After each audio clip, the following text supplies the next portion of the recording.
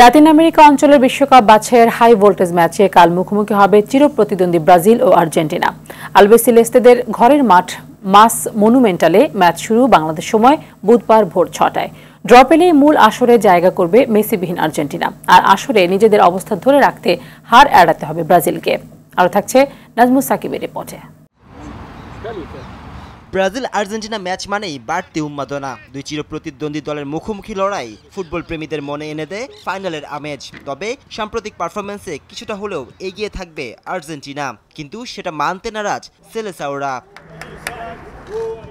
আর্জেন্টিনার মহাতারকা লিওনেল মেসিকে ছাড়াই লাতিন আমেরিকা অঞ্চলের বাছাই পর্বে সবার ধরাছোঁয়ার বাইরে আলবিসেলেস্তেরা। শীর্ষস্থান ধরে রেখে চিরপ্রতিদ্বন্দ্বী ব্রাজিলের সাথে ড্র নিয়ে মাঠ ছাড়তে পারলেই লাতিন আমেরিকা মহাদেশ থেকে সবার আগে বিশ্বকাপের টিকিট নিশ্চিত করবে স্কালোনির বাহিনী। এদিকে ছন্দহীন ব্রাজিল দলে আসতে পারে একাধিক পরিবর্তন। কলম্বিয়া ম্যাচে ইনজুরিতে ছিটকে যাওয়া গোলরক্ষক অ্যালিসন বেকারের জায়গায় ব্রাজিলের গোলপোস্ট সামলাবেন আল নাসর তারকা বেন্তো।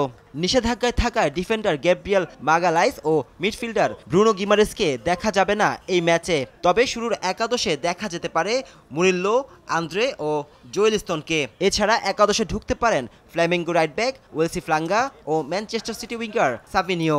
আক্রমণ ভাগে থাকতে পারেন ভিনিসিয়াস ও রদ্রিগো। নাজমুস সাকিব, RTV।